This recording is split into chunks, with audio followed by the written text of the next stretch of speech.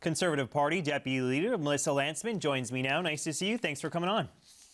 Thanks for having me. So the Liberals have praised this sitting as a success, saying they passed 21 bills in 14 weeks. We know that you've come out swinging against the government's record, though. Tell me why you think the Liberals fell short.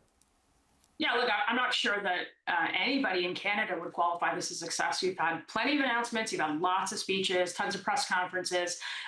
But after more than a year in office, we're at 15 months now. I think there's lots of people in the country, Canadians from coast to coast, wondering, like, where are the results? Is my life any better? I think the answer is a resounding no. And we've seen it in the economic data, being the only country in the G20 in a recession, 3 out of 4 quarters. We've seen economic decline.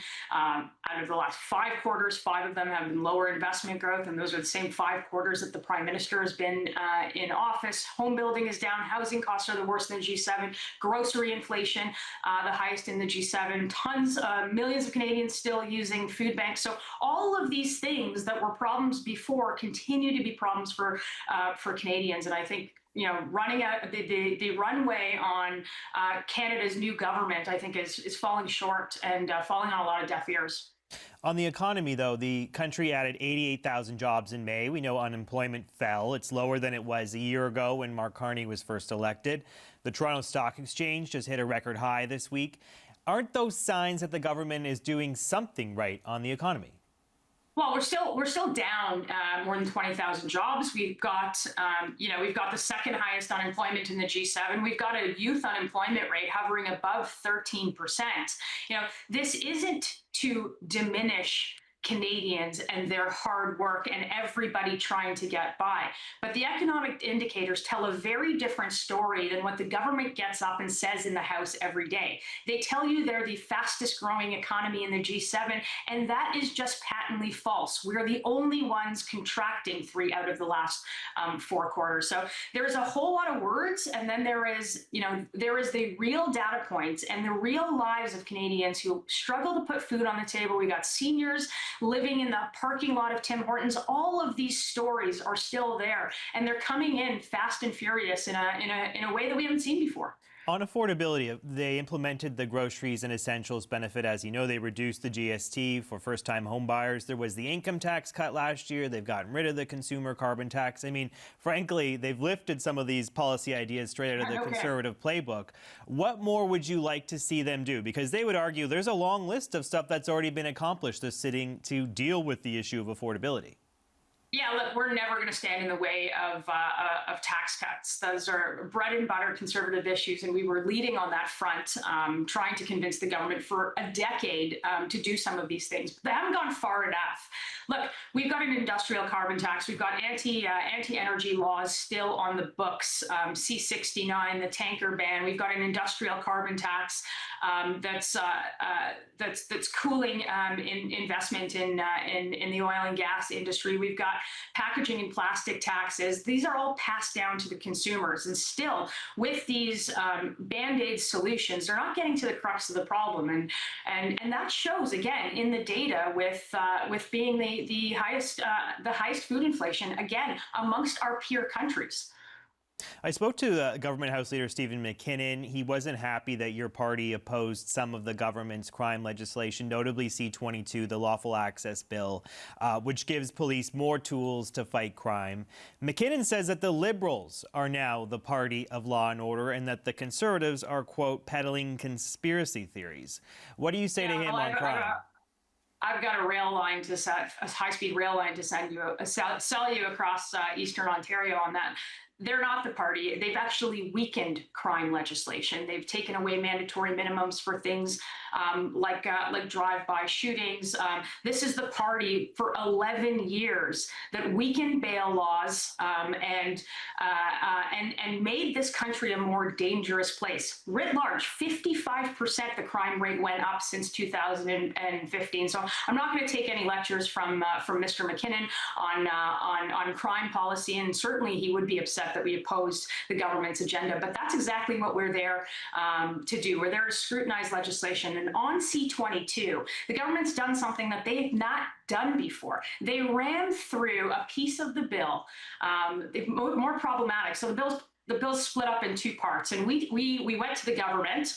We told them that we would pass part one, which is lawful access, which was what police chiefs across the country asked for in order to do their job, which is what Canada has been lagging on across its peer countries. And we asked them to study part two of that bill, where civil liberties organizations, private business, Canadians from coast to coast had problems with. And the only reason they rammed it through is because they cannot possibly defend it. The minister in front of the mic couldn't answer questions about it. His department is now admitting that they've gotten it wrong by changing some of these provisions, and they didn't let Parliament discuss it. They rammed it through in a post-midnight committee. So, you know, to Mr. McKinnon, who's a House leader in a democracy, these things can't happen. And if he believes that Conservatives are not going to stand up, alongside with other parties, are not going to stand up and demand that we scrutinize legislation, I think he's in for a rough ride over the next little while.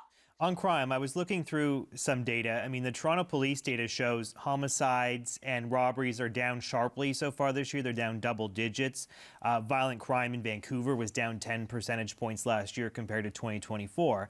There has been some progress after that post-COVID crime surge. Would you not give them credit at least for that there seems to be some positive indications? Like, if they're asking for credit on crime going down post-COVID without these pieces of legislation that they told you that they have now just passed in the House of Commons, then one has nothing to do with the other. But overall, we're not going to run victory laps on crime and chaos being heightened by 55% over the course of the last 11 years in communities large and small across the country. We know what the problem is. We know how to fix it. And they've voted down 5 Conservative crime bills that were in front of them in this House of Commons to strengthen that agenda. We've been talking about this since the day they got into government, and we'll be talking about it, I'm sure, until the day they're gone.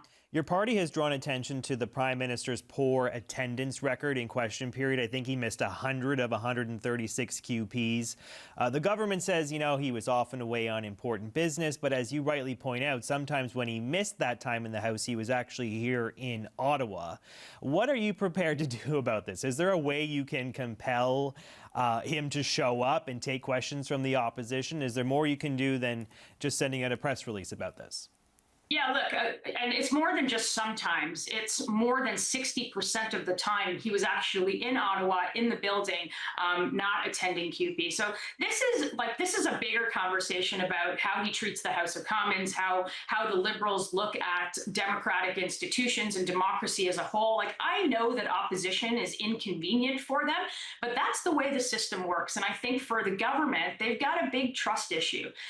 They were elected on the basis of some really, really big promises. And one of the things that they were elected was, trust me, we're going to get things done. And when you start to erode trust with non-attendance on scrutiny, like, you've got the most powerful people in the room for an hour a day, or powerful people in the country in question period for an hour a day. And it's your job to make sure that taxpayers are getting value, the Canadians are being represented. So when you're shutting down committees, turning cameras off, ramming through legislation because ministers are incapable of defending their legislation and not showing up to answer the questions about it, I think Canadians are going to have a lot of questions about it, and I think they already do. This wasn't an easy session for the Conservatives either. Of course, the Liberals claimed a majority government in part because of defections from your party. Some of the recent polling data shows that the Conservatives are still underwater. Leger has the Liberals leading by 16 points in their most recent poll. Nanos has them up 12 points over the Conservatives. Do you still have confidence in Pierre Poilievre to lead this party, given where you're at with voters?